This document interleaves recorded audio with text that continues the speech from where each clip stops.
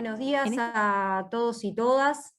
Mientras aguardamos que venga la subsecretaria del Ministerio de Desarrollo Social, Andrea Bruckmann, vamos a dar inicio a esta actividad.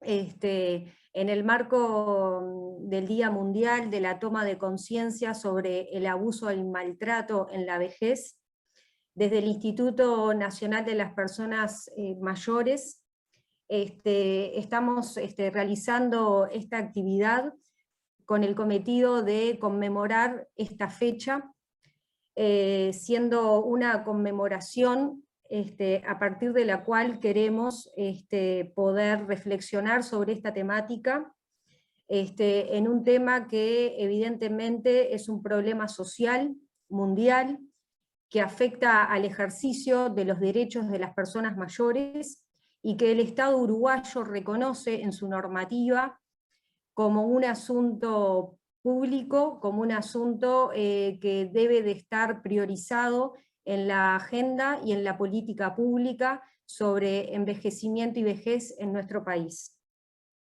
En ese sentido es que la actividad de hoy pretende generar justamente este espacio de reflexión, de toma de conciencia sobre esta temática, y de esta forma poder avanzar en la búsqueda de respuestas colectivamente construidas, que den respuestas en clave de derechos humanos de las personas mayores. Vemos que ya contamos con la presencia de la subsecretaria del Ministerio de Desarrollo Social, Andrea Bruckmann. También contamos en la mesa de apertura con la participación de la directora del Instituto Nacional de las Personas Mayores, Malva Torterolo. Les comento que seguidamente de esta mesa de apertura habrá un espacio para que la directora de la División de Acciones Estratégicas, Leticia Díaz, y el jefe del Departamento de Abuso y Maltrato, Pablo Nobel, expondrán sobre esta temática, brindando los aspectos principales que la conciernen, y también ciertos información y datos que tienen para aportarnos. Posteriormente, vamos a presentar un video que refiere a una experiencia desarrollada en el territorio.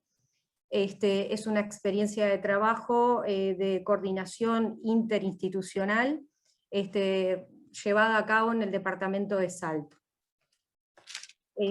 Bueno, entonces la idea es que comencemos con la mesa de apertura. Andrea Bruckmann, su secretaria del Ministerio de Desarrollo Social, tienes la palabra. Bueno, buenos días a todos. En nombre del ministro Martí Lema, que no pudo estar en el día de hoy por encontrarse en cuarentena, quiero, primero decirles buenos días a todos, y creo que es un día muy especial en el Día Mundial de Toma de Conciencia del Maltrato y Abuso a la Vejez. Creo que debemos y pretendemos visibilizar y reflexionar la realidad que viven muchas personas mayores en el día de hoy. También pretendemos de esta manera preservar sus derechos. Hoy considero que es una problemática que debemos de asumir y en lo que debemos de profundizar. Así que, como breve introducción, creo que Malva en este caso es quien tiene la posta de esto que es en este día tan especial, y que lleva adelante con todos ustedes lo que es el Día Mundial de Toma de Conciencia del Abuso y Maltrato a la Vejez. Así que muchas gracias. Muchas gracias, Andrea. Muchas gracias, Andrea.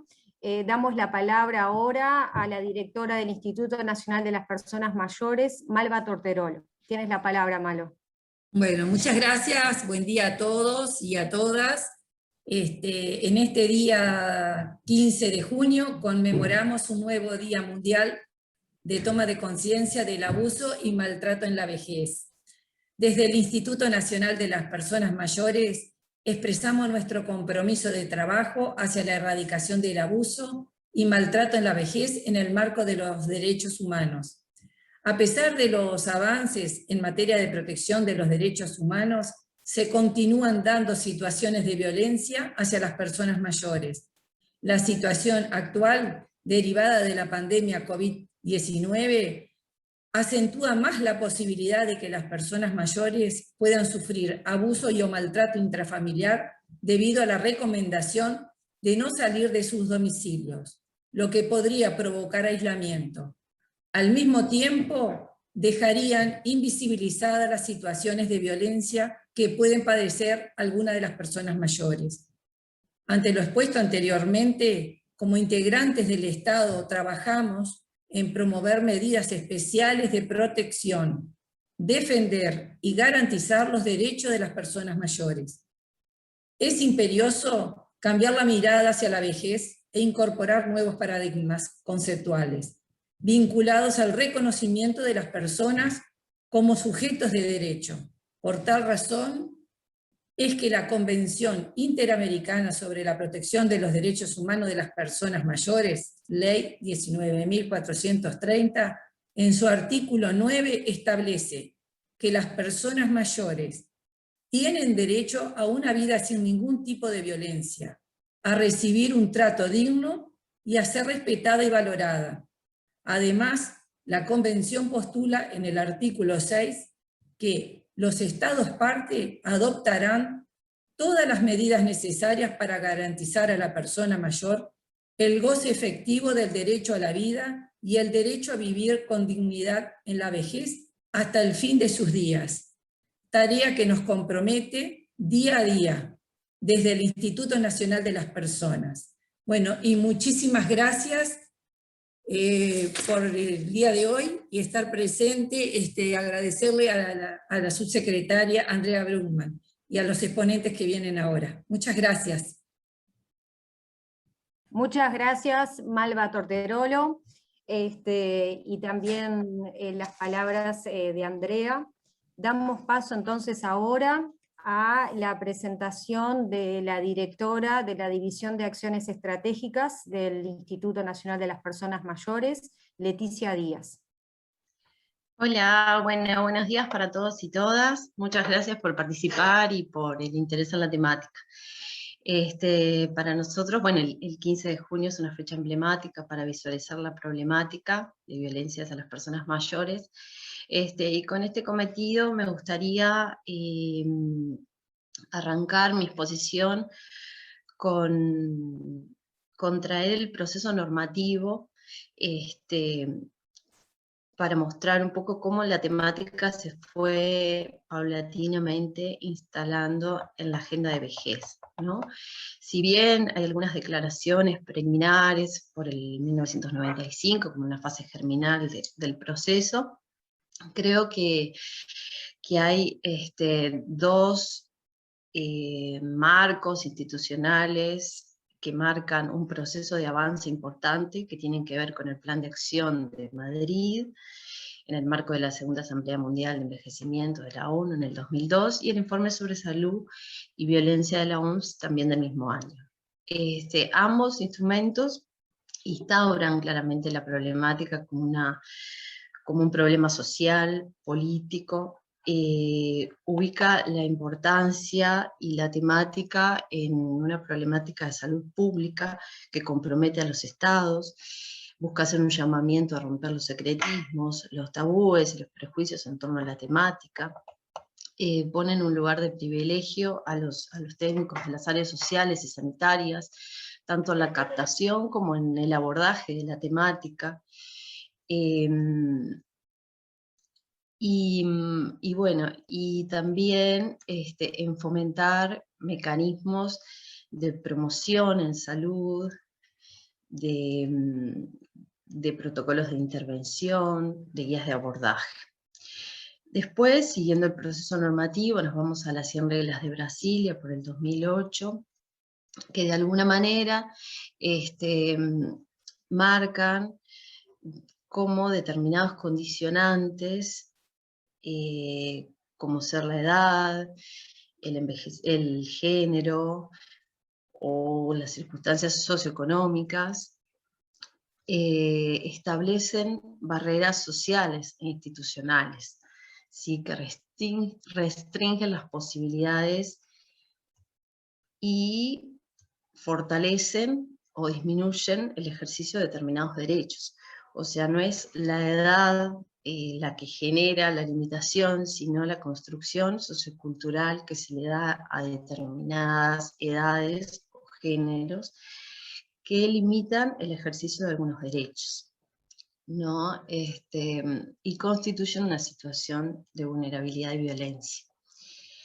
Luego, como un gran avance en el proceso normativo, ubicaríamos a la Convención, por el año 2015, la Convención Interamericana sobre la Protección de los Derechos de las Personas Mayores. Allí hay un gran avance a nivel normativo, a nivel de jurídica internacional, donde se establece un nuevo estándar, un piso, una base de protección de derechos. A su vez es un instrumento jurídicamente vinculante, esto que decía Malva, que obliga a los estados a establecer medidas de protección, de investigación, de capacitación, de divulgación de información, además de lo que hace al abordaje y a la captación del fenómeno.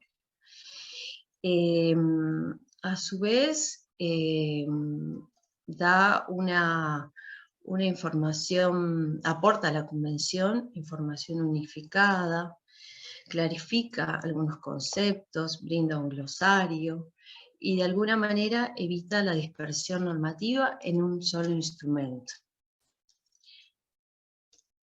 Igual creo que el gran aporte es a propiciar una transformación cultural en la percepción y comprensión que tenemos de las personas mayores, ubicándolas como sujetos de derecho. A su vez, en el artículo 9, donde da la definición de violencia, también incorpora la explotación, en la tipología de la violencia, incorpora la explotación laboral y la expulsión forzosa de territorios, como otros aspectos, o sea, ubicando a las personas mayores también en los aspectos que hacen a lo económico y más económicamente productivo, digamos. En el marco nacional, creo que uno de los grandes avances fue la creación por la ley 18.617 en el año 2009 del instituto, cual se pone en funcionamiento en el 2012. En estos cometidos que hacen a su rol rector, en la conducción y orientación en materia de política pública asociada a vejez y envejecimiento, en colocar la temática de las personas mayores en agendas estratégicas a nivel internacional y nacional, y también en esta función que tiene el instituto, que proviene del ministerio y por algo está en la órbita del MIDES, de gran observador y articulador de distintas sectorialidades, instituciones, ¿no? Como forma de generar una respuesta pública más integral, ¿no? Porque históricamente cada sectorialidad intervenía en lo que creía que era su competencia, de forma muy fragmentaria y parcializada. El Ministerio busca que estas sectorialidades interactúen, dialoguen, en pro de una respuesta más integral. A su vez, otro de los cometidos que tiene el Instituto es construir información a partir de los dispositivos de atención, de toda la división de regulación y fiscalización de establecimientos, los aportes de la sociedad civil, los aportes de la academia, los avances a nivel de normativa y de estudios internacionales, ¿no? Lo que busca también llevar a cierto posicionamiento material y simbólico de las temáticas de vejez, desde una perspectiva de derechos. A su vez, el instituto tiene en su haber 2 planes por los cuales establecieron acciones comprometiendo al Estado en la protección y la promoción de los derechos de las personas mayores. Otro gran elemento de avance a nivel nacional es la ley 19.580, la ley de violencia basada en género, donde en su artículo 29 incorpora a las mujeres viejas. Si nos vamos un poco a nuestro contexto país, Uruguay, luego de Cuba, dentro de la región, luego de Cuba tiene la población más envejecida.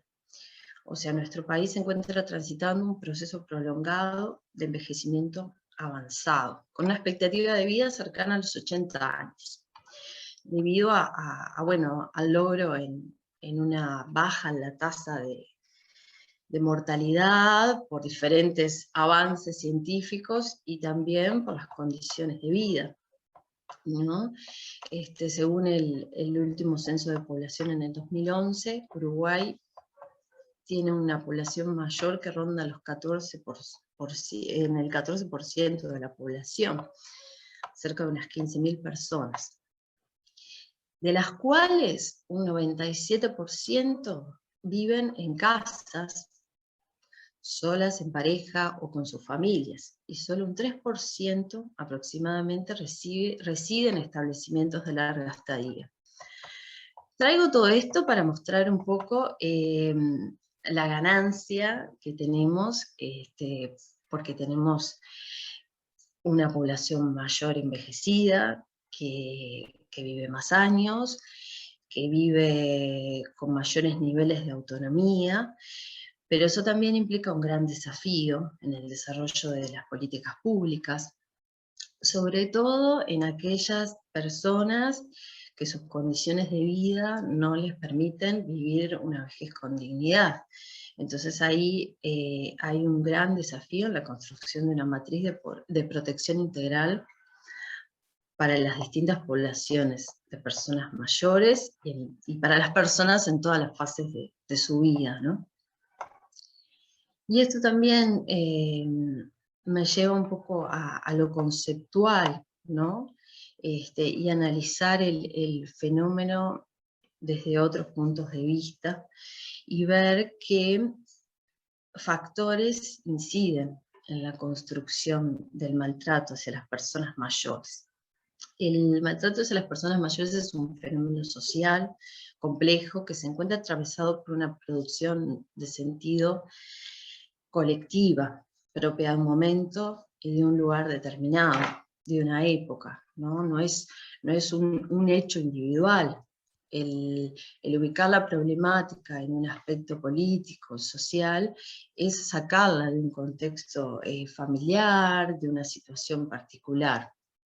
Es romper un poco esto de bueno, los trapos sucios se lavan en casa, ¿no? Como históricamente se ha tratado la violencia, puertas adentro, se resuelve en casa, ¿no? El fenómeno de la violencia nosotros lo entendemos como un asunto social, cultural, que implica analizar cómo nos relacionamos, cómo me relaciono con el otro, qué es el otro para mí, qué lugar ocupan las personas mayores en nuestra sociedad, qué concepción de vejez tenemos, ¿no? Y pensar en la producción social y en nuestra sociedad es asumir la existencia de una cultura violenta, donde la resolución de conflictos, las pautas de crianza, las formas de educar o de poner límites, han sido a partir de la violencia como un método educativo y del ámbito doméstico, ¿no? En este sentido me parece que es fundamental asociar el fenómeno de la violencia y también la construcción cultural que tenemos de la vejez, de nuestros viejos y de nuestras viejas, ¿no? Que es altamente deficitaria, desde un estigma social asociado al envejecimiento que recorre las instituciones, desarrolla determinados dispositivos y prácticas y también en las familias e incluso en las personas mayores, ¿no?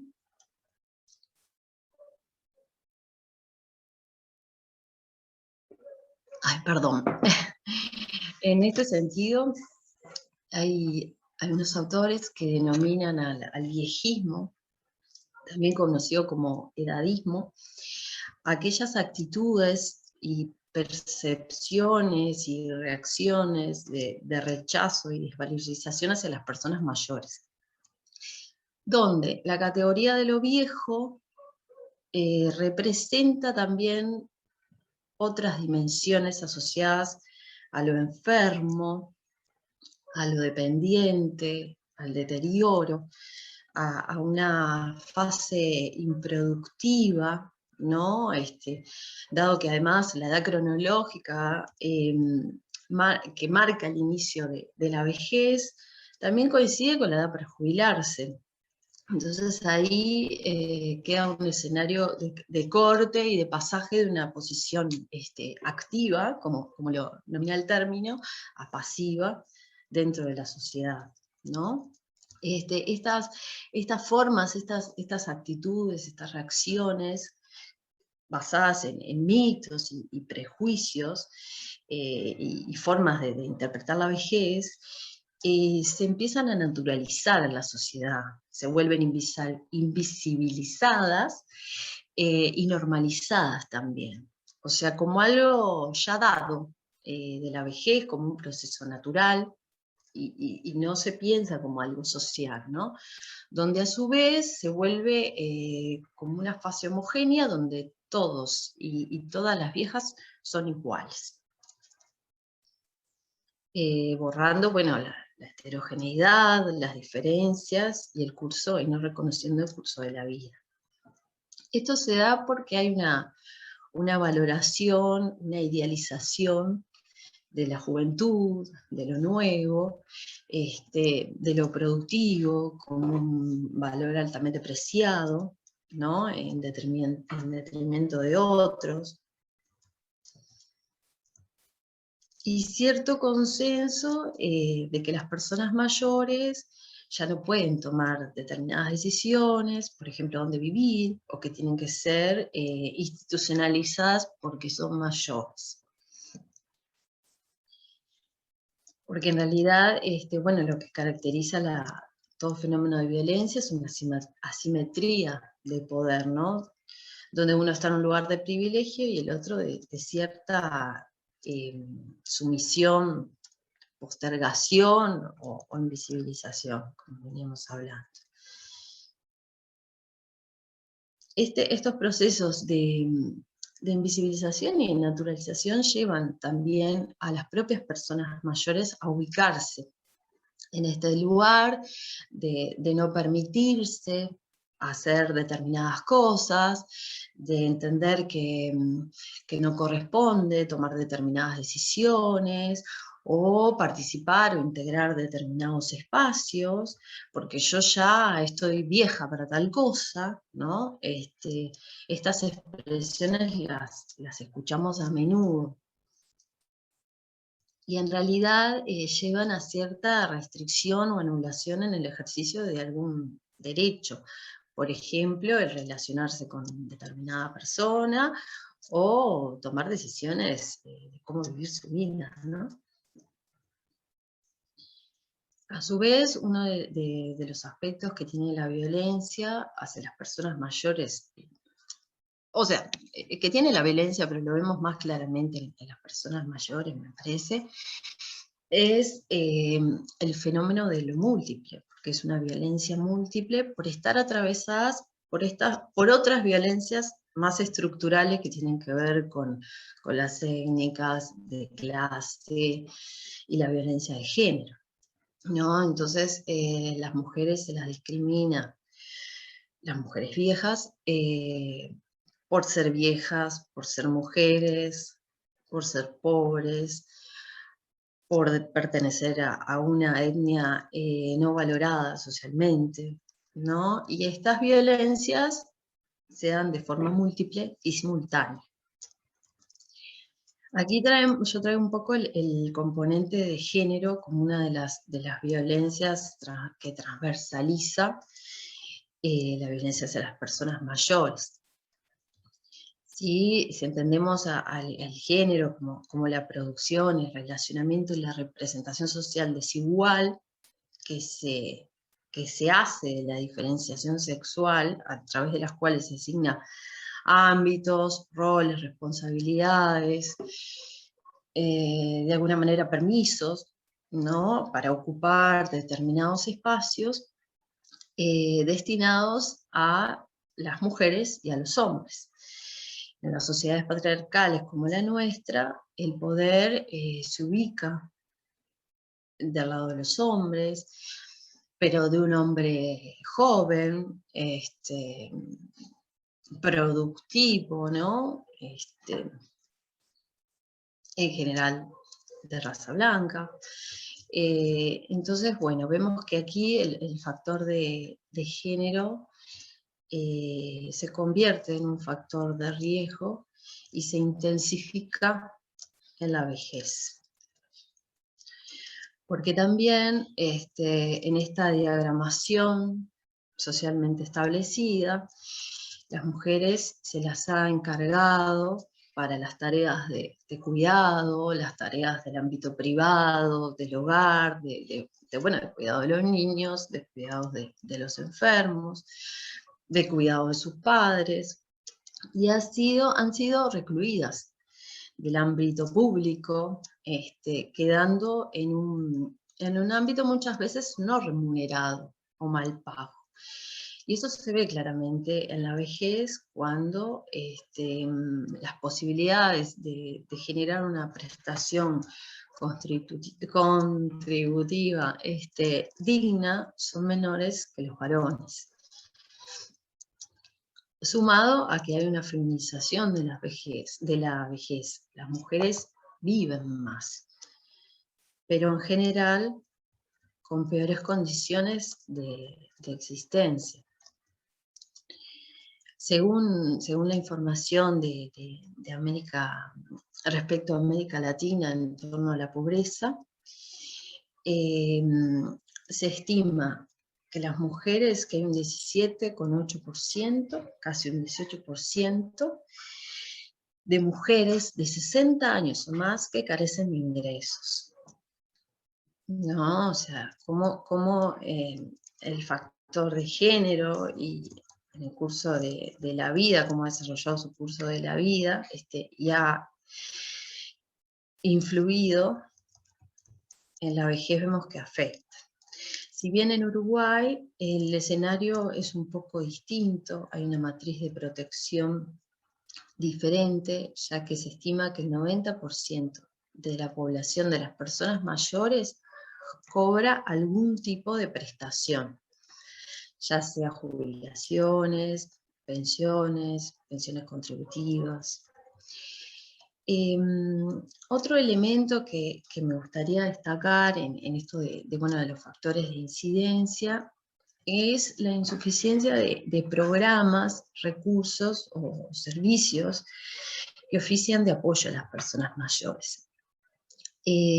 A diferencia de otras poblaciones, en general, los servicios y los recursos institucionales disminuyen en la vejez.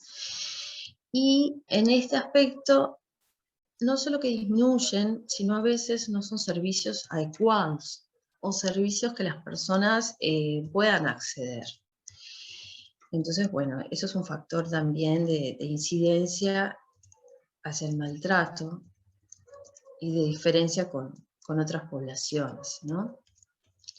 Así vemos, por ejemplo, las políticas de cuidados, que aún son insuficientes, ¿no? Como otros recursos institucionales. Todo esto en realidad nos marca que aún debemos avanzar, debemos generar otras políticas de protección, ¿sí? A su vez pasa que a nivel profesional no hay tantos técnicos o profesionales formados en vejez o en envejecimiento como en otras poblaciones. Eso lo vemos claramente en el instituto y en el ministerio, ¿no? A su vez, yo que vengo de la Facultad de Psicología, por ejemplo, también pasa que ya en la currícula formativa hay menos formación sobre las temáticas de vejez y envejecimiento. Eso también radica en esta construcción cultural que venimos tratando. Bueno, como agentes, me gustaría irme un poquito a señalar algunos agentes protectores que ofician de balanza en esta situación. Bueno, por un lado, vemos un paradigma incipiente, ¿no? Veníamos trabajando en esta construcción más hegemónica de cierta vejez, ay, perdón, se me borró la pantalla, no sabía qué pasaba. Una construcción deficitaria de vejez, y por otro lado tenemos un paradigma que es el que proclama la Convención, y es el paradigma de sujetos de derechos, que aporta otra construcción sociocultural. Es pensar a las personas mayores como sujetos de derecho, deja de tomarlas como un objeto de necesidades al que solamente hay que asistir. ¿Sí? El tomarlos como sujetos de derecho reconoce los aportes y las contribuciones que brindan a la sociedad independientemente de la actividad productiva o económica. ¿Sí? Es valorizar sus capacidades, potenciarlas, ¿no? Es romper con esta visión deficitaria de la vejez y con los estereotipos y mitos vinculados a esta etapa de la vida. ¿Por qué? Porque hay muchas personas que también aportan a la economía, que movilizan, que ofician de apoyo a otras poblaciones, por ejemplo, con los cuidados, o sea, permiten a través del cuidado que sus hijos vayan a trabajar, o que bueno, otros aporten de otra manera, acumulan experiencia, conocimiento. Estamos hablando que hay cierto prejuicio de que las personas tienen altos niveles de dependencia y que viven en instituciones de cuidado, y eso no es así. Las personas van, desarrollan su vida, participan, construyen, ¿no? Y el entenderlas como sujetos de derecho también es respetar esta autonomía y su capacidad de autodeterminación. Sí, y también es reconocer la ganancia de llegar a esta etapa de la vida, ¿sí? Como una continuidad de la existencia. Algunos autores hablan de la vejez como un derecho humano. No todas las poblaciones pueden hacer ejercicio de este derecho. Leti, Y menos de forma digna. Sí, perdón. Isa, que Sí. te quedan unos minutitos para ir cerrando. Bueno, está. En realidad sí estoy teniendo algunos problemas, me parece, con internet, pero mi computadora no internet, perdón. No, y después, bueno, esta perspectiva de sujetos de derecho, de esta concepción, también permite comprender a la vejez y al envejecimiento de una forma heterogénea, ¿no? E integral, tomando una teoría de gerontología social que aborda el curso de la vida, rompe la idea de que hay solamente una única forma de envejecer, sino que plantea que las personas vamos construyendo a través de nuestro curso de vida nuestro envejecimiento y nuestras diferentes vejeces, ¿no? propone que la elaboración del proyecto de vida y de la identidad es un proceso dinámico, ¿no? Está en permanente construcción y revisión e interpelación. Después otro de los factores que también aportan a este nuevo paradigma es la difusión de imágenes y de información positivas, ¿no? Del envejecimiento. En esto tiene predominio, bueno, lo institucional y también los medios de comunicación, en aportar otras formas de ver la vejez.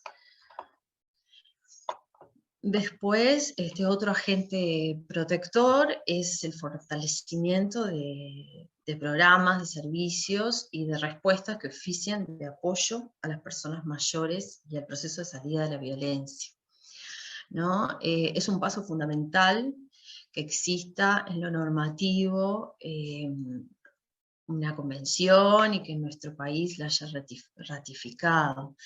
Ese es como el piso, es la base, pero se necesita el fortalecimiento de los programas y de adecuar las políticas para que realmente las personas sean sujetos de derecho, puedan ejercerlo. Después, también lo que hace a nuestra función institucional, en esto que yo traía un poco como rol del Instituto y del MIDES, en fortalecer la respuesta pública y el poder intervenir de forma conjunta con las distintas sectorialidades, ¿no? Buscar la integralidad, porque la persona es una persona íntegra, no está dividida por diferentes dimensiones, ¿no? Eso lleva a mucho trabajo interdisciplinario, a mucho trabajo interinstitucional, también a una capacitación permanente de los equipos técnicos que abordan la violencia y también los equipos técnicos y funcionariado público que trabajan con personas mayores, ¿no? Por ello es fundamental el abordaje en red, no intervenir de forma aislada, sino fortalecer la articulación y la coordinación. Otro elemento fundamental es la promoción y la participación de las personas mayores, ¿no? Como construcción de política pública. Eso implica un fortalecimiento con el vínculo, con la red de personas mayores, con otras instituciones, y también con actores de la academia y de otros espacios formativos, ¿no? Y por último, también el avance en la construcción de información y conocimiento, porque también creo que hay cierto debe con la población mayor en avanzar en la construcción, en mejorar los canales de información, los datos.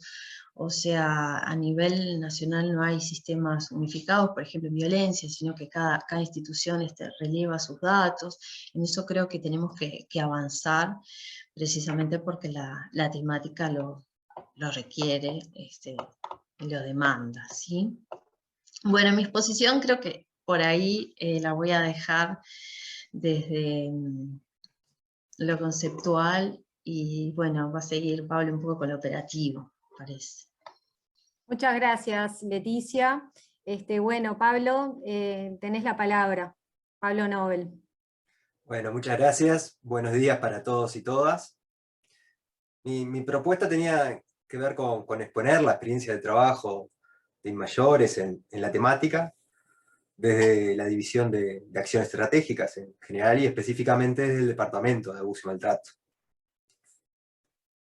Como digo, el Departamento de Abuso y Maltrato está dentro de la división de acciones estratégicas, que dicha división se encarga de diseñar e instrumentar acciones que contribuyan favorecer el ejercicio y defensa de los derechos de las personas mayores, a fin de mejorar su calidad de vida. En su competencia, la intervención hacia personas mayores que se encuentran atravesando una situación crítica de vulnerabilidad social o de violencia. Entonces tenemos dos departamentos en la división. Uno, que es el departamento de situaciones críticas, y otro el departamento de abuso o maltrato. Ambos departamentos trabajan de forma personalizada con las personas en la zona metropolitana de Montevideo, y para el resto del territorio se coordina con las oficinas territoriales del MIDES en el país, y con los referentes territoriales de mayores. En ambos departamentos el abordaje de las situaciones está a cargo de un equipo técnico interdisciplinario. Se realizan entrevistas en el propio instituto, en el domicilio de las personas, en las instituciones, o según corresponda, según la situación. Bueno, ahí se establece un diagnóstico situacional y se diseña un acuerdo con la persona mayor, siempre es importante eso en nuestro accionar, y se plantea se acuerda una estrategia a seguir. La información que nos aportan los consultantes se trata de forma reservada. Tenemos varias vías de ingresos, ¿no? Ya sea de forma telefónica, presencial. Puede ser la propia persona que consulta, la propia persona mayor, o un tercero, familiar o llegado. También nos llegan muchas situaciones por otras instituciones, por BPS, los centros de salud, etc. Por las oficinas del propio Ministerio de Desarrollo Social, y también por oficios, ¿no? Ya sea policiales o judiciales. A mí me gusta aclarar siempre cuando estamos tomando estas situaciones y hablando con los consultantes, que trato de evitar la palabra denuncia, ¿no? Nosotros decimos que tomamos conocimiento de la situación. Eso para hacer una diferencia con la denuncia que se puede hacer en la policía, ¿no? En la policía, porque ya son dos competencias diferentes, y muchas veces las situaciones pueden requerir que además de ponernos en conocimiento a nosotros, se realice una denuncia, ¿no? Si bien tratamos los datos de forma reservada de los consultantes, no pedimos que no sea anónima, que nos puedan pasar los datos, sobre todo porque, bueno, si después hay dificultades para contactarnos con la persona mayor, etc., poderlo volver a llamar al consultante. Tampoco intervenimos situaciones, nosotros tenemos un horario de atención, después pasar los datos del departamento, pero no intervenimos en situaciones de urgencia, ¿no? Entonces, bueno, en algunos casos se requiere que la persona que está haciendo la consulta llame al 911 o a la emergencia médica. Entonces también asesoramos en esos casos. Bueno, por un lado dije que estaba el departamento de situaciones críticas, que su competencia es orientar, atender y dar seguimiento a situaciones de alta complejidad, de vulnerabilidad o riesgo que atraviesan las personas mayores, y cuya situación vital no haya podido canalizarse con la intervención de diferentes sectorialidades. También compete dar cuenta a la justicia cuando se trabaja sobre una situación que, además de implicar una grave desprotección de derecho, involucra a una persona incapaz o con dudosa capacidad de autodeterminarse, y que no cuente con redes primarias ni secundarias que oficien de sostén.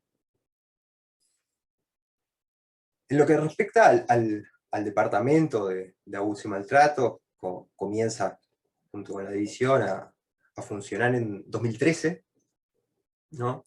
Ahí lo que se hizo es una experiencia piloto, donde se hizo un llamado a una organización social para que ejecute dicho servicio de atención. Y a lo largo de los años se fueron haciendo esos llamados. En 2018 el llamado amplía el objeto, porque anteriormente en la primera experiencia se centró en las situaciones de abuso y maltrato que se dan en el contexto de violencia intrafamiliar. Así que en 2018, perdón, pudimos ampliar a poder abordar otros tipos de violencia, ¿no? Y durante 2020 se decidió dejar de hacer llamados a organizaciones sociales y poder realizar el servicio con funcionarios del propio ministerio, lo que da más estabilidad a dicho servicio. El departamento tiene como objetivo brindar orientación y generar unas respuestas a situaciones de violencia que afectan a personas mayores. Estamos hablando de más de 64 años. Como dije, tenemos un equipo interdisciplinario que brinda apoyo social, psicológico y jurídico a las personas mayores afectadas y familiares o allegados. Hacemos un abordaje integral, de acuerdo a cada situación. También aclarar, ahora también voy a pasar a explicarles algunos datos que tenemos sobre las situaciones que abordamos, pero quería aclarar que nosotros, cuando es una situación de violencia hacia una persona mayor, que la violencia, o la presunta violencia la ejerce la pareja o la expareja, tratamos de trabajar con mujeres en esas situaciones, muchas veces las derivamos, porque bueno, ellos tienen otra expertise y otra experiencia y recursos, ¿no?, en estas situaciones, así que no suelen ser abordadas directamente por el departamento.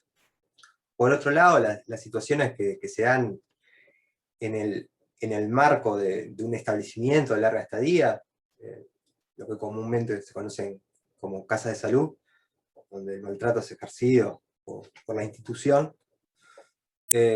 nosotros trasladamos eso al departamento de fiscalización y regulación de mayores, ¿no?, que tiene una competencia con salud pública.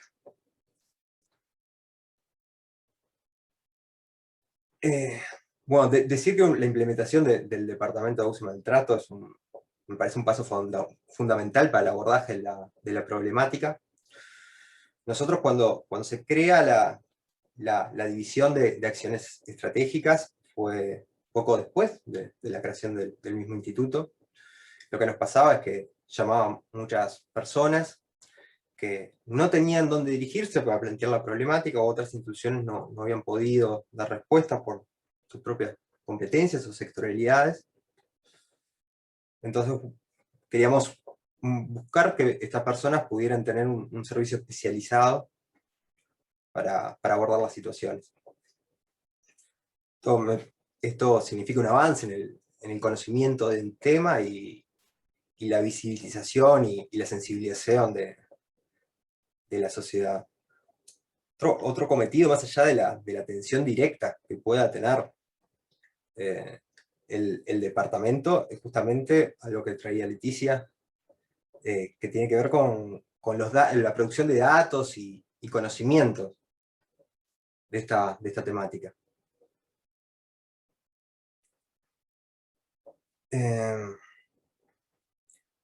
Nosotros, cuando hacemos talleres que tienen que ver con maltrato y violencia, vamos a arrancar dando algunas definiciones. Así que voy a arrancar con ello. Maltrato, voy a tomar una definición que está en la Convención Interamericana del Maltrato y Violencia.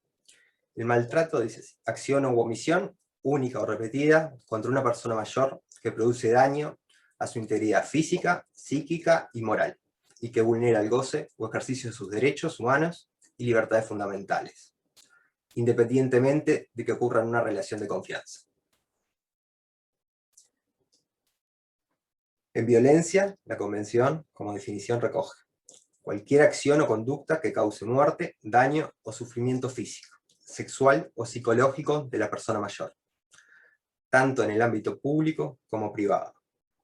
Se entenderá que la definición de violencia contra la persona mayor comprende, entre otros, distintos tipos de abuso, incluso el financiero y patrimonial, el maltrato físico, sexual, psicológico, explotación laboral, la expulsión de su comunidad, y de toda forma de abandono o negligencia que tenga lugar dentro o fuera del ámbito familiar, o unidad doméstica, o que sea perpetrado o tolerado por el Estado o sus agentes, donde quiera que ocurra.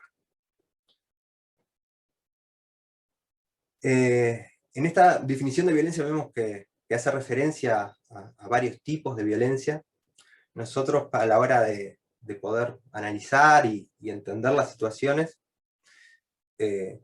diferenciamos algunos tipos de violencia que nos ayudan a trabajar.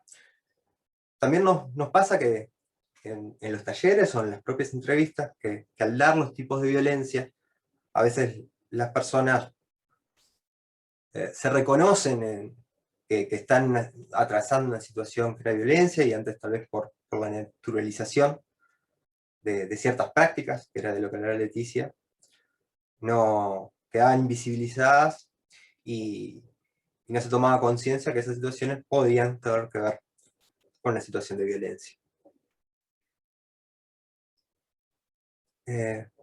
Uno de los tipos de maltrato que visualizamos es el maltrato físico, que es cualquier acción que a través del uso de la fuerza física tenga como fin el provocar daño a la integridad, incapacidad temporal o permanente, o la muerte de la persona mayor. Este tipo de violencia puede manifestarse por golpes, torceduras, pellizcos, empujones, lanzamientos de objetos, estrangulamientos, mutilaciones, entre otros actos violentos. Nosotros por cada tipo de maltrato tenemos algunos indicadores que por sí solo un indicador no necesariamente habla de una situación de abuso y maltrato, pero que nos hace sospechar, ¿no? En cuanto a maltrato físico, bueno, el primer indicador es ese relato del propio consultante o de la persona mayor de que recibe agresiones físicas. Cualquier lesión también incompatible con el relato o que no se haya sido tratada correctamente. Bueno, cortes, magulladuras, fracturas múltiples, hematomas en la piel, condiciones de higiene inadecuadas, pérdidas de peso inexplicables, quemaduras, cambios inesperados del comportamiento, búsqueda de atención con varios médicos o en centros de atención en salud, no tienen médicos de cabecera.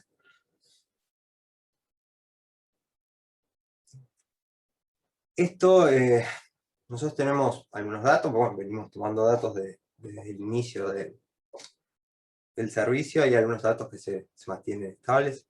Yo ahora tengo los datos, tomé los datos de 2020, de lo que habíamos atendido. Cuatro situaciones que refieren a maltrato físico, tuvimos un 25% de las situaciones que ingresamos estábamos trabajando en el servicio. Durante 2020. En general, estas situaciones que estamos haciendo esta división, que es conceptual y teórica, ¿no? En la práctica no se dan compartimientos separados de los tipos de maltrato, y una misma persona suele estar atravesada por varios tipos de maltrato. Luego visualizamos otro tipo que es el maltrato psicológico, que tiene que ver con agresiones verbales o gestuales, que afectan contra el estado emocional de la persona mayor, lo que puede provocar miedo, angustia, daño a la autoestima, humillación y restricciones a la libertad personal. Este tipo de violencia puede expresarse a través de actitudes de rechazo, desvalorización, discriminación, falta de respeto, humillación y difamación. Como indicadores que nos hacen sospechar que la persona está en esa situación, vemos la persona mayor con baja autoestima, con sensación de desamparo, deliberado aislamiento en sus relaciones sociales, puede quejarse de que no la cuentan para tomar las decisiones que tienen que ver con su vida, vacilaciones para hablar abiertamente de su situación, discurso con afirmaciones contradictorias o ambivalentes que no son con función mental, cambios de hábitos alimenticios, desesperanza, ansiedad, cambios de carácter, dificultades en el dormir. Nosotros en estos datos que tomamos del servicio vemos que todos los años el maltrato psicológico ha sido la más prevalente de las formas de maltrato. En 2020... Pablo, sí. te quedan unos 3 minutos para ir redondeando la presentación. Disculpa, pero así nos da el tiempo también para la presentación del video Bien, bien. que tenemos por delante. Bueno, hacer el esfuerzo. Voy a poner el paso, entonces voy a pasar rapidito. El maltrato psicológico lo hemos visto en el 65% de los casos. Voy a especificar otras formas de maltrato, y voy a hacerlo rápido. Está el abuso sexual, el abuso patrimonial. Ahora después me voy a detener en este. Nosotros, otra definición era de violencia medicamentosa, ¿no? Esta definición muchas veces en otras bibliografías se puede encontrar en la parte como de violencia física, ¿no? De maltrato físico, pero nosotros lo hemos querido poner aparte porque bueno, lo hemos visto y nos ha ayudado a pensar las situaciones, visualizarla como una categoría aparte.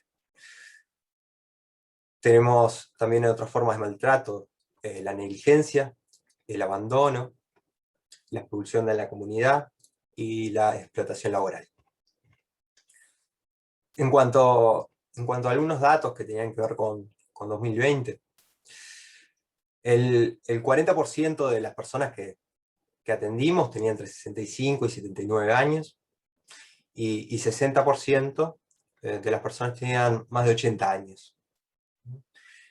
Los tipos de maltrato, como dije, el psicológico es el que tiene más prevalencia, con un 65%, y seguido el abuso patrimonial, en 2020 con 44%. En general, lo que veíamos antes es que estos números de los tipos de abuso tenían una cierta correlación todos los años. Durante 2020 vimos incrementado el abuso patrimonial. Tenemos un maltrato físico con 25%, y el otro es la negligencia, que ha aparecido en los 20% de los casos. Una cosa que nos llamaba la atención porque ha bajado con respecto a otros años, ¿no? Y hay varias razones que pueden explicar esto. Una de ellas tal vez la comentaba la directora del instituto, Malva, que puede tener que ver con el aislamiento social, ¿no? Y la invisibilización de ciertas circunstancias en un año de pandemia. A mí, desde la experiencia de acá, no en lo cuantitativo, en lo cualitativo, hemos atendido muchas situaciones donde nos consultan con una posible situación de violencia, donde podría haber negligencia, y la persona que nos consulta, por ejemplo, es un allegado de la persona mayor, que también es persona mayor, que tal vez tiene indicios porque ha hablado por teléfono, pero cuando le pregunto, bueno, ¿cuándo fue la última vez que lo vio, que fue el domicilio? Muchas veces fue hace un año, desde que empezó la pandemia, no ha ido.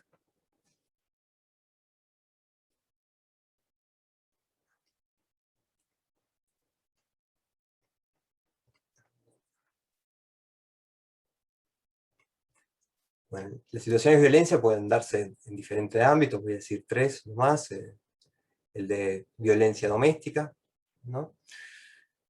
En toda acción o omisión directa o indirecta, que por cualquier medio menoscabe, limitando ilegítimamente el libre ejercicio o goce de los derechos humanos de una persona, causada por otra, con la cual tenga o haya tenido una relación de noviazgo, y con la cual tenga o haya tenido una relación afectiva basada en la cohabitación, y originada por parentesco, por matrimonio, o por unión o por hecho. También la violencia institucional, es cualquier legislación, programa, procedimiento, actuación u omisión procedente de los poderes públicos o derivados de la actuación individual de un profesional o funcionario que conlleve abuso, negligencia o detrimento de la salud, de la seguridad, del bienestar emocional y físico o que viole los derechos básicos de la persona. Después también veíamos la violencia en la comunidad o ámbito público, en la posición de actos intencionales de violencia interpersonal cometidos en áreas públicas por individuos que no estén íntimamente relacionados con la víctima. En estos de los datos que hemos generado en el servicio, una de las cosas que vemos es la prevalencia. El 75% de las personas mayores que atendimos son mujeres durante 2020, pero eso ha sido así a lo largo de la trayectoria del servicio, ¿no? Tiene que ver con los factores de género que hoy exponía Leticia, y que están de acuerdo también con los datos internacionales que se cuentan en la temática, ¿no? El perfil de los posibles agresores, hemos encontrado que lo más común han sido los hijos de las personas mayores o quienes ejercen el cuidado.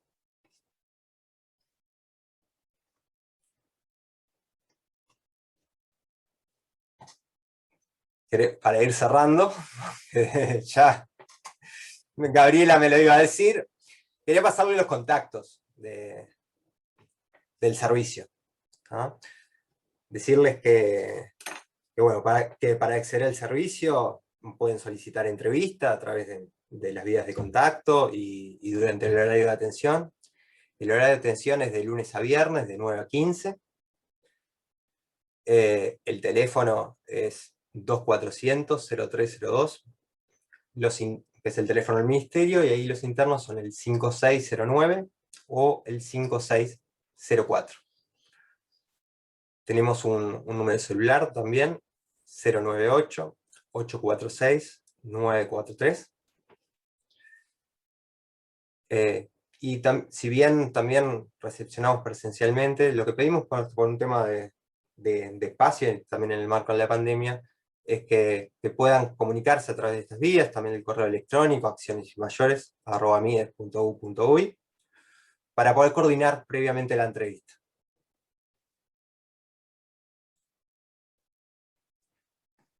Bueno,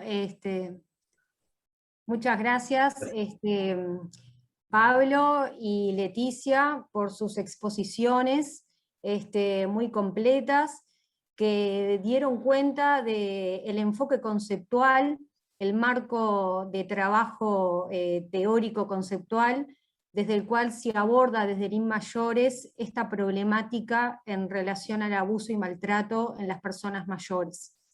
Que tiene que ver fundamentalmente con un enfoque de derechos humanos, lo cual implica, entre otras cosas, trabajar desde la integralidad y de las diferentes dimensiones que hacen y que confluyen en situaciones de abuso y maltrato, y que por lo tanto desde este lugar, desde el trabajo de la integralidad, desde la intersectorialidad, es que tenemos que abordar esta temática para poder combatirla y para poder efectivamente hacer cumplir y garantizar como Estado el derecho de las personas mayores y fundamentalmente en lo que estamos hoy aquí conversando, el derecho establecido en el artículo 9 sobre el derecho a vivir una vida libre de violencia, y el artículo 5 que hace referencia al derecho al acceso en igualdad de condiciones y no discriminación por motivos de edad.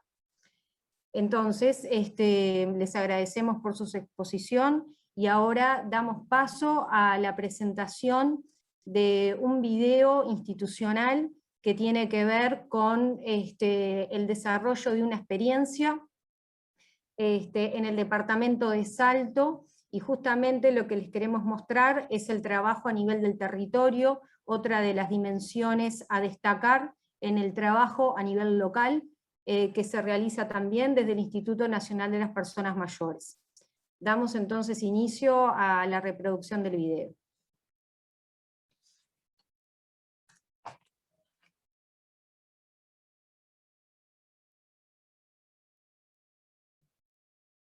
Mayores, lugar donde me desempeño como referente territorial del departamento de Salto, por la invitación a participar de este evento sobre toma de conciencia del abuso y maltrato en la vejez, en esta fecha tan particular y especial para todos los que trabajamos en el ámbito del envejecimiento y la vejez. Aprovecho también para disculparme por no poder estar presente. Las cuestiones de agenda local hacen difícil poder estar presente en el día de hoy.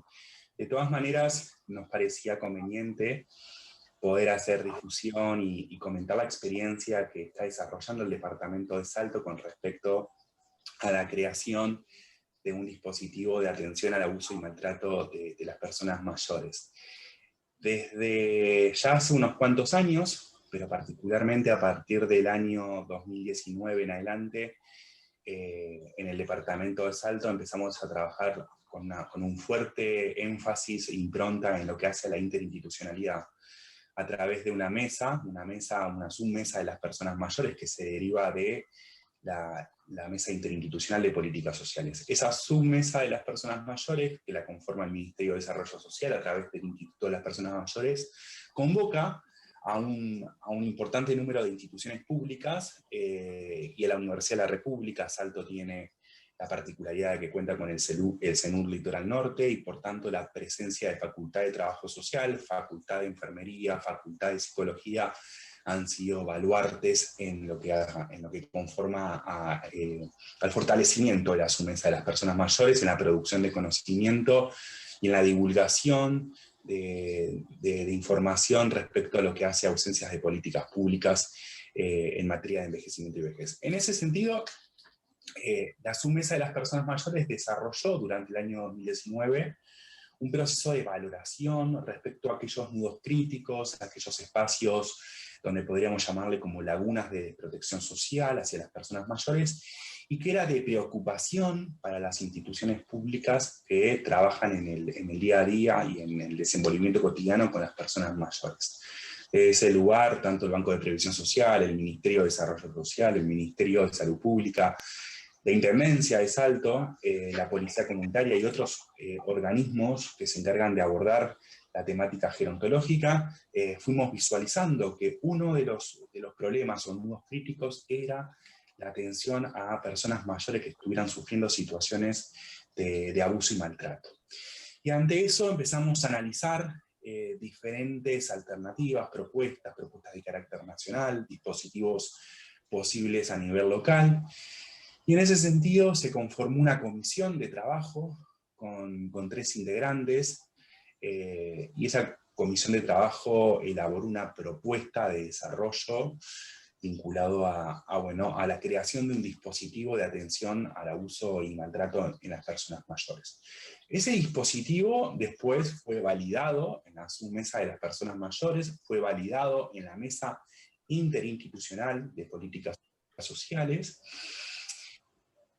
para la cual a partir de eso pasó a la fase de construcción del dispositivo propiamente. Es decir, hubo una propuesta inicial con algunas improntas generales de cómo sería ese dispositivo, para pasar a una fase de validación, no solamente de la submesa de las personas mayores, sino también de la Mesa Interinstitucional de Políticas Sociales a nivel local, y una vez validada la propuesta, porque implicaba la puesta en marcha de recursos tanto del Banco de Previsión Social, el Ministerio de Desarrollo Social, implicaba la puesta también de recursos del Ministerio de Salud y la Intendencia de Salto. Cuando esos 4 organismos dieron la afirmación y confirmaron su participación en esta propuesta, se comienza en la materialización de lo que es el diseño del dispositivo propiamente. Y hoy en día estamos básicamente en un proceso de construcción del dispositivo para que en este segundo semestre del año 2021 comience a funcionar y a materializarse ya en lo que tiene que ver con las acciones concretas en el territorio. Lo primero que quiero compartir son entre 2 o 3 aspectos que nos parecen clave. Primero, la propuesta nace a partir de una visión conceptual respecto a la temática, y tiene que ver con un enfoque de derechos que que transversalizan nuestras prácticas de intervención cotidiana. Es decir, hay una preocupación porque el sujeto de la intervención se enfrenta a situaciones de vulneración de derechos. Entendemos el maltrato como una vulneración de los derechos humanos de las personas mayores, y que por tanto que la ubica en una condición de subalternidad, la coloca en un lugar de desvalorización, la coloca en un lugar de desprotección, y que por tanto el Estado debe velar y brindar garantías de protección a las personas que se enfrentan a este contexto de menoscabo en sus posibilidades de ejercicio de la libertad personal y la autonomía. Eso como primer punto. Nos parecía que era central ubicarnos en un lugar teórico-conceptual para entender la problemática, y desde el cual ético-políticamente nosotros nos posicionábamos para construir este dispositivo. Lo segundo es que entendimos que el maltrato no es una responsabilidad de un único organismo del Estado, que el maltrato supone y requiere el abordaje de múltiples instituciones públicas y entidades gubernamentales, y que por tanto una de las características que debe presentar este dispositivo es su engranaje interinstitucional, es decir, múltiples instituciones públicas dando respuesta a la temática desde un dispositivo único. Particularmente y característicamente, este dispositivo va a presentar las singularidades que van a participar de forma permanente e integrada 4 organismos: el Ministerio de Desarrollo Social a través del Instituto de las Personas Mayores, el Ministerio de Salud, el Banco de Previsión Social y la Intendencia de Salud, que son los 4 organismos que van a disponer de recursos humanos para montar este dispositivo de atención al abuso y maltrato. Un último aspecto que nos parecía central es la integralidad. La integralidad supone concebir al sujeto de la intervención y por tanto a la persona mayor que vive maltrato o que está sufriendo una situación de maltrato como un sujeto biopsicosocial y por tanto necesaria de una intervención integral en todos los aspectos. La integralidad implica indudablemente hacer foco en algunos aspectos del maltrato que nos preocupan de sobremanera, y particularmente en lo que hace a su condición humana. Es decir, lo que notamos en este tiempo de abordaje, carencias, déficit en las respuestas públicas con respecto al maltrato, es que no hay oferta de escucha, no hay espacios de escucha para la persona que sufre maltrato. Las instituciones públicas están desbordadas, o los técnicos que trabajan en las instituciones muchas veces carecen de tiempo para poder sentarse a tener sucesivas entrevistas con la persona que sufre maltrato, y por tanto se le ofrece la garantía de la denuncia, pero lo que se carece son de espacios donde la persona pueda dialogar, enunciar, construirse y deconstruirse en esa relación de desempoderamiento y empoderamiento que se puede producir a través de la enunciación y la narrativa. Y entendimos que lo psicosocial adquiría un valor central en la intervención, a partir justamente de la narración, del narrarse para reconstruirse, resignificarse, y por tanto hacer un pasaje del proceso de desempoderamiento que ocasiona la situación a un proceso de empoderamiento que puede darse a partir de ciertas técnicas, estrategias de intervención que se pueden ir tejiendo y construyendo con la persona que está viviendo esta situación de flagelo y vulnerabilidad social. En ese sentido, este dispositivo es capaz de estar integrado por 4 miembros, todos y todas ellas básicamente vienen de la rama de las ciencias sociales y humanas. Va a haber una psicóloga y 3 trabajadores sociales. Este dispositivo va a trabajar una vez a la semana. Ahí hay un límite en cuanto a las posibilidades de intervención. Los 4 técnicos que van a intervenir son técnicos que ya trabajan en la temática de envejecimiento y vejez, y que disponen de horas para trabajar en este dispositivo. Se va a trabajar en una modalidad de 3 horas semanales, interviniendo en duplas técnicas para hacer el acompañamiento y las entrevistas con las personas que sean incluidas en la situación de intervención. Y finalmente, algunos aspectos que parecen clave resaltar es Este dispositivo viene trabajando en lo que hace a la conformación de la definición de los perfiles poblacionales en los que vamos a intervenir. Siempre es importante encuadrar cuál es la población objetivo a la que vamos a atender, y desde ese marco se entendió también de que era importante incorporar la atención a personas mayores en situación de dependencia que estuvieran sufriendo violencia y maltrato. Entendimos que era relevante la incorporación de la dependencia porque en estos tiempos que nos ha tocado hacer procesos de abordaje de forma más individual, institucional, hemos notado que a menudo muchas de las situaciones que nos llegan a las instituciones refieren a personas que están en situación de dependencia y que están sufriendo múltiples situaciones de abuso y maltrato y que se requiere de una intervención. También conseguimos de que son esos sujetos los que están en una condición de mayor vulnerabilidad en relación a otros colectivos que puedan estar sufriendo malos tratos, presentan ciertos atributos, características vinculados a su situación de dependencia, que los limita a poder denunciar la situación, los limita a poder vincularse con otras personas, a tener una red social de contención más fuerte con la cual poder dialogar y poder denunciar lo que les está sucediendo en el lugar. Y por ende entendimos de que desde este dispositivo era necesario también incluir a esta población con la cual seguramente la complejidad de la intervención y los requerimientos tomen algunas rutas y algunos circuitos de intervención distinta a la que pueda suponer otras situaciones donde la persona todavía disponga de autonomía y sobre todo independencia para poder movilizarse y trasladarse al dispositivo. El dispositivo está pensado para atender una vez a la semana, para contar con entrevistas con las personas que sufren malos tratos. El dispositivo no va a contar con asesoramiento jurídico, básicamente porque no lo disponemos, pero sí va a haber una articulación permanente al interior de cada una de las instituciones y también con el resto de las instituciones. Creemos que este dispositivo pretende ser un espacio de escucha, de abordaje psicosocial, para que la persona disponga de un lugar en el cual pueda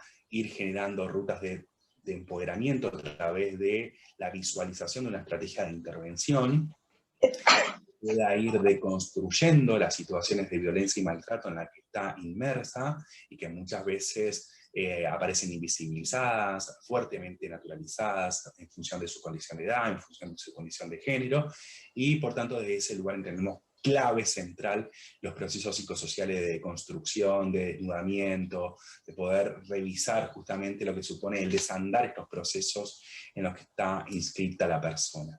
Y finalmente, este dispositivo tiene una similitud con lo que es el dispositivo que tienen mujeres, presenta un abordaje más de carácter psicosocial, de acompañamiento, atención psicológica y social, pretende generar un mecanismo de contención para que la persona pueda en ese espacio enunciar lo que en otros espacios no puede enunciar, un lugar de visualizar aquello que en otros márgenes o en los espacios familiares no puede decir, y entendemos que a partir de la enunciación, de la expresión, de poder soltar aquello que está oculto, puede permitir intervenciones, puede permitir la generación de espacios de intervención y de construcción de estrategias de salida a las situaciones de malos tratos.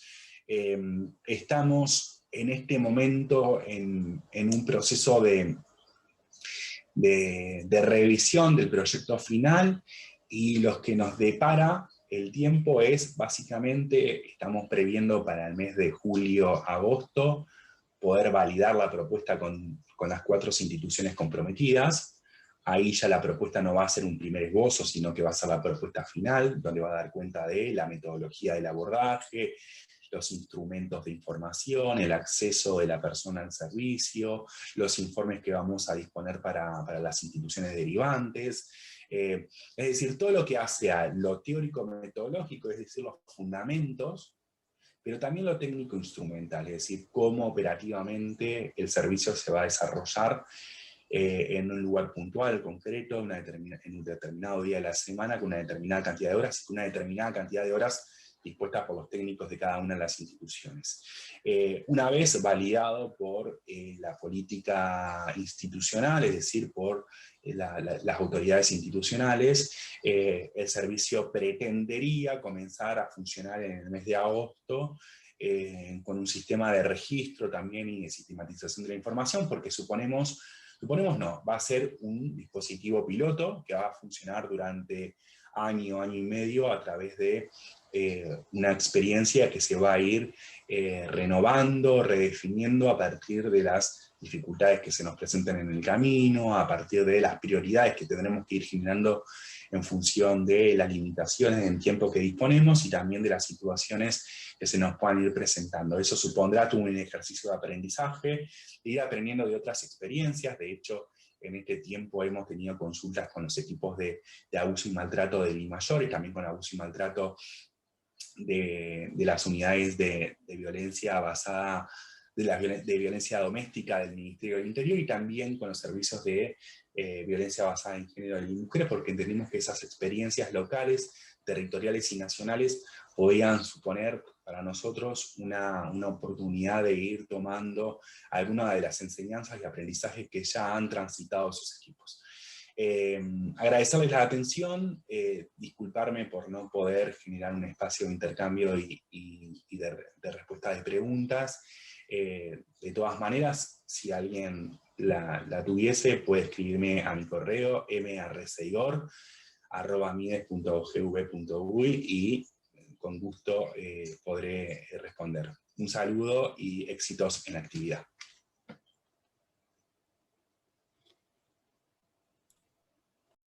Bueno, habiendo presentado este video en donde el referente territorial del DIMAYORES de Salto expuso sobre la experiencia que se desarrolla en ese territorio, estamos dando por finalizada esta actividad, agradeciéndoles por su valioso tiempo, con la expectativa de que esta sea una de las tantas actividades en donde podamos seguir reflexionando sobre esta temática tan importante, en donde podamos también trascender la legitimidad a nivel del discurso normativo y discursivo en lo que tiene que ver con la perspectiva de derechos humanos, y podamos de esta manera trascender y lograr transformar y combatir esta realidad que viven muchas personas mayores en nuestro país, y también a nivel regional y a nivel mundial. Y bueno, tenemos muchos desafíos por delante. Entendemos desde el equipo del Instituto Nacional de las Personas Mayores que la manera de poder enfrentar estos desafíos es a partir del trabajo colectivo, colaborativo, entre todas y todas, entre los organismos del Estado, entre los organismos privados, entre la cooperación internacional, agencias internacionales, organismos de la sociedad civil y fundamentalmente las personas mayores involucradas en esta temática y apostando a la participación y a la incidencia de las personas que en definitiva mayores son a quienes van dirigidas estas políticas y estas acciones. Así que les damos las gracias y esperamos volvernos a reencontrar prontamente.